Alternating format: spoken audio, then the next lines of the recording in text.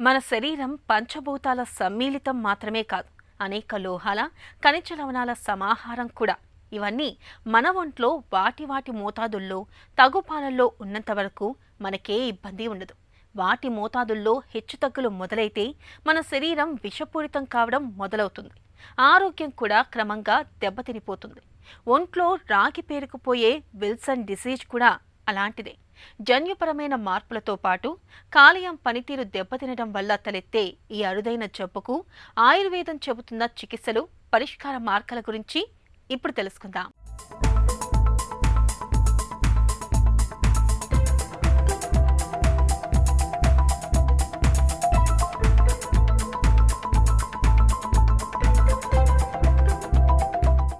మన జీవనశైలిలో రాగి లోహానికి విశేషమైన ప్రాధాన్యం ఉంది.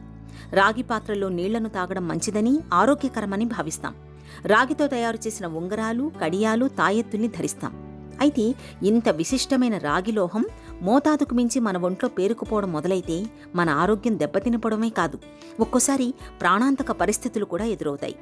సాధారణంగా మన ఒంట్లో జీవక్రియలు సాఫీగా, సవ్యంగా జరిగేందుకు కొంత మోతాదులో రాగి అవసరం. రాగి అనేది జీవక్రియల్లో కోఫ్యాక్టర్గా వ్యవహరిస్తుంది. అయితే మన ఒంట్లో రాగిని తగుపాళ్లలో ఉంచేందుకు కాపర్ బైండింగ్ ప్రోటీన్ల సాయంతో కాలేయం ఎప్పటికప్పుడు శ్రమిస్తూ ఉంటుంది. అయితే కొంతమందిలో కాపర్ బైండింగ్ ప్రోటీన్లలో మార్పులు రావడం, కాలేయం పనితీరు మందగించడంతో మెదడు, కాలేయం వంటి అవయవాల్లో రాగి పేరుకుపోవడం మొదలవుతుంది. ఈ పరిణామం ఆరోగ్యాన్ని దెబ్బతీయడంతో పాటు అనేక సమస్యల్ని తెచ్చిపెడుతుంది. ఒంట్లో రాగి పేరుకుపోవడాన్ని వైద్య పరిభాషలో విల్సన్ డిసీజ్గా పిలుస్తారు.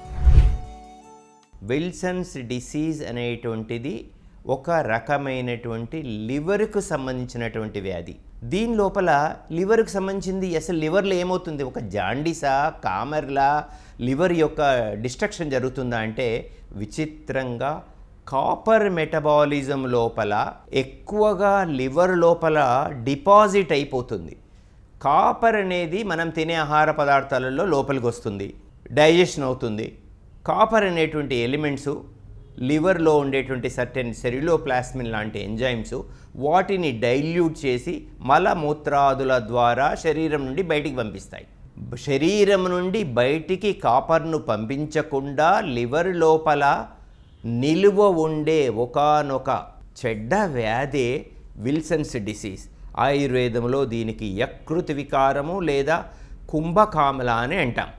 దీనిలో ఏమవుతుందంటే 100 mcg కంటే కాపర్ డిపాజిట్ లివర్లో పెరగడం, సెరిలోప్లాస్మిన్ లెవెల్ 20 mcg కంటే తగ్గడం, ఈ ఎక్కువగా ఉండేటువంటి కాపర్ 100 mcg స్టేజ్ను దాటినప్పుడు లివర్ సెల్స్ లోపల నిబిడీకృతమై లివర్ సెల్స్ను క్రమేణా డ్యామేజ్ చేసి లివర్ యొక్క ప్రక్రియలను అంతమొందింపచేసి ఎస్ఐటిస్ వ్యాధి, పోర్టల్ హైపర్టెన్షన్, ఎస్ఐటిస్, యూసోఫాజియల్ వ్యారిసెస్, పైల్స్, క్రమేణా దాని యొక్క కాంప్లికేషన్ బ్రెయిన్ మీద కూడా పడి న్యూరో విల్సన్స్ అనేటువంటి ప్రత్యేకమైనటువంటి కాంప్లికేషన్ను కూడా చూస్తున్నాం.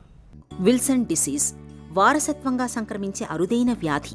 కాపర్ బైండింగ్ ప్రోటీన్లలో మార్పుల కారణంగా జీవక్రియల్లో సమతూకం దెబ్బతినడంతో తలెత్తే ఈ వ్యాధి మగవారిలో ఎక్కువగా కనిపిస్తుంటుంది. ప్రత్యేకించి కౌమార దశలో ఎక్కువగా కనిపిస్తుందని చెబుతారు నిపుణులు. విల్సన్ డిసీజ్ బారిన పడ్డప్పుడు నాడీ వ్యవస్థ బాగా దెబ్బతింటుంది.